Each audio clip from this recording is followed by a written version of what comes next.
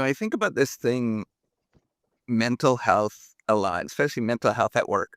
I just saw a friend or colleague uh, unbox a book that they wrote. Thomas Roulet. You can look at it. I can't remember who his co-author is. Um, but it's about mental health. But I wonder, because I think about that a lot, right? I think that there is this interesting thing, and mental health has only sprouted up, I would say, in the last 30 years. Maybe that there was some mild conversation that was going on in the academic literature, but nobody really cared in popular culture. I would even say it's even more recent than that, that people actually started talking about this in popular culture. If you think about work life, um, if you start tracing back World War II, pre-World War II, all that kind of stuff, there was romanticization, first of all. So first of all, no person in their real mind ever actually talked about how miserable they felt because they had really important things that they were worrying about, like getting food, um, and making sure that they were not getting killed, right? Like these were for many years in pre-World War II and pre of the. So I think, and this is my own belief, but I have a strong inclination of it. Strong evidence of that. It's setting up the United Nations, and before the United Nations that were set up, there were wars constantly around the world. There was starvation constantly around the world. Um, there was real concerns that we had, before and before that, maybe even it was, the United Nations is a construct of the Industrial Revolution. Um, so, with all of those things that are going on, it was real misery for a long time for many people around the world, even in countries that you think, were developed, like England, France, right? Like there was real misery that was happening, and we really did not care so much about it. There was sort of the romanticization of it within poetic work and literature and things like that, that sort of misery. But in terms of treating it like a disease is a fairly new phenomenon. I'm not exactly sure who was the first one that would have wrote about that. But even within popular culture, it's a very, very new phenomenon. So, first of all, if you sort of struggle with this and you're wrestling in your mind with it, like you're in good hands, right? Like there's a lot of people that have done this many, many times. We just didn't really publicly talk about that kind of stuff. And that's why I am so open with everything that I do is I want it to be, what I try to do is sort of show everything, right? Like how I'm feeling, what I'm going through, and not to romanticize sort of life. It's not necessarily, a lot of the stuff I talk about, it's being a professor, PhD, research life, all that kind of stuff.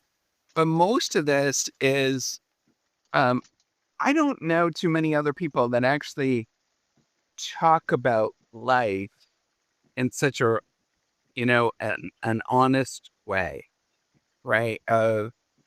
And do it on such frequency that I think it's actually it's quite unique. And the reason why I do this is to demonstrate, and I think about this a lot, like the fact that I focus on it so much maybe makes it a little bit more prevalent in my life because I talk about it. And maybe that's bad, right? Like should find other ways to numb it, like essentially medication, music, right? It's a way to numb it. Um, but dealing with these inner thoughts as I go about life, is an important part. And there is a lot of moments, there's moments that are high, but I would say most of my moments in life, um, are probably not that high, right? I would say, and here's the problem with most of the research that we have. Um, you know, the medical research is probably decent because they can do clinical trials and do what's called randomized controlled trials, and to see what's actually going on and sort of manipulate things with medication. Uh, but for the most part, that is often that's difficult to do. And then as well as there's tiny samples. So we don't really have a good sense generally over a very, very long run in terms of good samples. Now, the evidence that we have, and this is just symptomatic of most science, most social science, is very typical. Now, the evidence of this very long run of this is generally quite snapshotty in that the data tends to be done on an annual or quarterly basis, it's kind of more survey data. Now, there's more data that's coming out than I think with more useful stuff using things like social media and stuff like that, that I think is a little bit more in the moment. But even that is fairly, it's super, super fine grained, but it's not like a life history. It's not, rich description often. That's very difficult. And the reason it's just a function of how difficult it actually is um, to do this type of research.